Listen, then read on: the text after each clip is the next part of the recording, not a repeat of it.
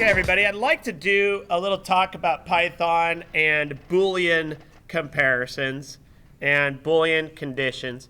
The idea of a Boolean condition is a condition that it can evaluate to true or false.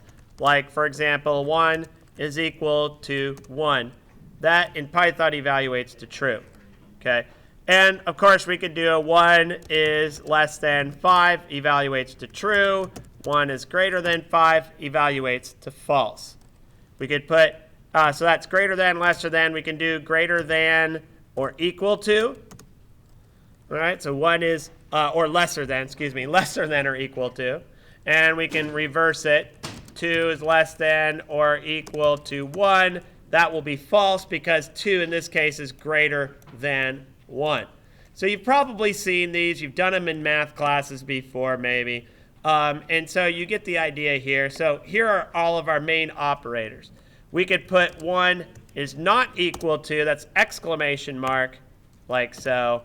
And at this point, we have equal to, lesser than, greater than, lesser than or equal to, greater than or equal to, not equal to. So these are all of your operators. Sometimes it helps if you use the same sets of values over and over again. But this should be pretty obvious. So what I want to look at is a couple of more things related to Python and values. These are simple Boolean comparisons. However, there are some other ways of adding and making more complex comparisons. Let's say that 1 is either equal to 1 or 1 is not equal to 1. That or means either or could happen. Okay, in this case, this happens to be true. Well, if you look at it, 1 is equal to 1. And so, in a way, it's like saying true or. And then, of course, this statement, 1 is not equal to 1. Well, that's a false statement because 1 is indeed equal to 1. So we're saying, basically, this line up here, when you evaluate both statements on each side of the or, it becomes a true or false. And that's true. So what I just told you is either true or it's false. That statement is a true statement. In this case, it was true. Okay. Now, that's the or operator. We also have the and operator. So let's try it with and. 1 is equal to 1, and 1 is not equal to 1. Well, Logic 101 would state that that is a false statement. You cannot have something be both true and false at the same time. It's either or. Now, if we didn't have that, of course, in our programming, we would be in a lot of trouble. If that could somehow be true one time and false another, then everything becomes meaningless in our programs, right? And we have a problem. So I really want to focus on the or and the and let's look at the nature of these two. So we have true or true, and that evaluates to true. We have true or false, that also evaluates to true. We have false or true, and all of those evaluate to true. The only one in an or that doesn't is false or false. That is going to be false. So what we see here is the or becomes a very universal one. As long as there is a true on either side of the or statement, that does evaluate to true. So these three cases all evaluate to true, and only false or false evaluates to false. Now let's compare the or to the and. True and true is going to be true. So we could put, for example, 1 is equal to 1 and 2 is equal to 2. That becomes true. However, if we do true and false, as we saw earlier, that evaluates to false. Not only that, but false and true evaluates to false. And of course, false and false will always be false. So the only time we can get a true is if we have a true and true, where both must equal true or evaluate to true, as we say. Now, this is one way of looking at it, but let's look at this in the context of a program. And I'm going to go right out here and say it on the video that this is not my program. this program sample comes from Python Programming for the Absolute Beginner. You could buy it on Amazon now for the holidays. All right, sorry, I had to put a little, I don't know. Okay, fine. So what we're going to do is we're going to write a little program that looks at the or versus the and in the context of a username and password type program. We're going to go ahead and create our new file. File new file. Now I'm going to make this on the left-hand side of the screen and this be on the right-hand side of the screen. And here's my file. And it's called the exclusive network. And this was an example by Mike Dawson, the author of the book Python Programming for the Absolute Beginner. I love it. Some of you are out there just cranking away. If you don't give all the credits on the program, that's understandable time-wise or whatever. The logical operators we're going to look at are or, and using. In Python, you have to use them as keywords. If you look at other programs like in Java, you might see this for or. And in Java or C or one of the C-based languages will look like that. And then not will be the exclamation mark. Well, in the case of Python, we just use the logical operators as keywords like this. So what we're going to do is we're going to initialize our variables. So we're going to have a username. I'm going to make that equal to an empty string. And a password, we're going to make that equal to an empty string as well. And then we're going to have a variable called security. We're going to set it to 0. And that's going to represent the security level. What we're going to do is we're going to make sure user enters something for username and password. Okay. And I've already run out a little space here. Now, in order to do this, we're going to take advantage of another little thing that you may not be aware of, and that is any variable or any literal value can be evaluated as true or false. Okay? So for example, and we're going to use an if statement. I'm actually going to put username equals, I'm going to do a string with nothing inside of it. And we're going to put if username like so. Print, and we're going to put true. Else, I'm going to print false. Now when I hit enter, you will find that the username equal to nothing evaluates to false.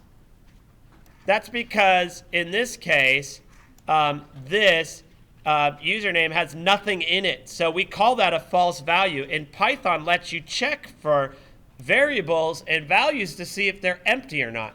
In this case, that's empty. And the same thing goes for integers. So if we're going to put like x equals 0, and we're going to do the same thing. If x, print true, else, print false, we will see that x is a false value. But let's change that, and we'll set x to 1, for example. We do this again, we check for x, and now it evaluates to true because 1 happens to be a true value. Okay, so anything that's like 0, or let's do one more. Let's do a floating point number. We'll do 0.0. And we'll check x again. This time 0.0 is false. So the following evaluate to false. False evaluates to false. And not true is the same as false.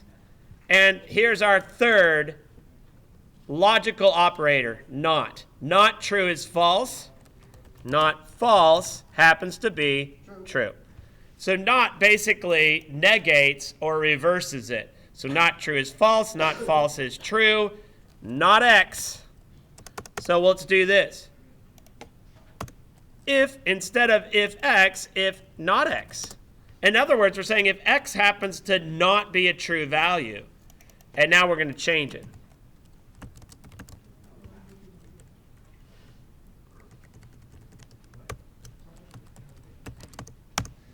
So now x, not x, and we'll just put it like this, not x evaluates to true. Remember, x is 0.0. Okay. So we can compare values as well, and we're going to take advantage of that right here. So if we want to make sure the user enters something for username and password, watch what I can do. While not username. What we're saying here is as long as username is a false value, we're going to keep asking for username.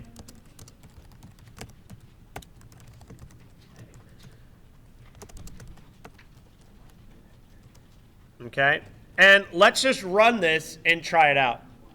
F5 to run. I'm going to save it as exclusive network. .py. Don't save it in your Python folder like I just did the last class period. Save it in your student folder. But for my benefit, I'm just going to do it fast just to get this worked out here. Username. I hit enter. Oops. Sometimes it does that. Enter, enter, enter. All right, now watch what I do here. I'm going to add a space or two.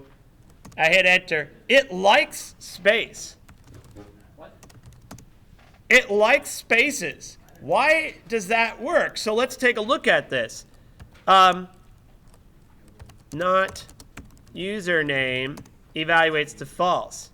Not a space evaluates to false, but not. See, look at it. This has a space. This doesn't. Notice a space is a value. A space is actually a character. So I hate the not probably throws you off, but honestly, space is a true value. If space print true, see that space is a true value as far as strings are concerned. So be careful. If you don't want their username to be a space, add this little thing here called strip. And let me show you what that looks like.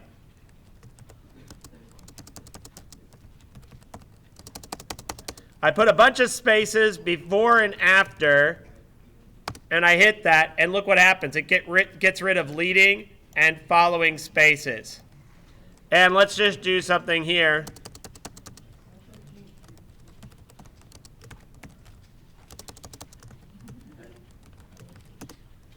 Notice inner spaces actually don't get stripped out. So when we do this dot strip, we're saying they can't just put a space, and if they accidentally hit a space before or after, it gets rid of it because usernames shouldn't have spaces anyway. Now, let's just code the same thing for the password, and then we'll have to finish on the next section of the video, part 2, because we're going to run out of time on my video. So all I do is change everything here. I just did a copy and paste, right? So now we're going to say, well, not username. We loop until username gets a value. We do the same thing for password, and we keep looping until they put something in. So let's run that to test it. Click OK. Username, a bunch of spaces, enter. Whoa. All right, there we go. Bunch of spaces, nothing. Space, 800, Visions guy. It likes it. 1, 2, 3, 4, 5. There's an awesome password, wouldn't you say? Just kidding. Don't do that. And also don't hit nothing and don't hit a space. All right, at this part, it likes it. User, name, password. Now you all think you can crack into my high security fortress of codiness. Well, no, you can't, because this really isn't my password, in case you were hoping it was. But you see how this works? Using the not forces this to loop until something gets entered. Same thing for password. On the next video, we'll cover how to check for different values of username and password using and or.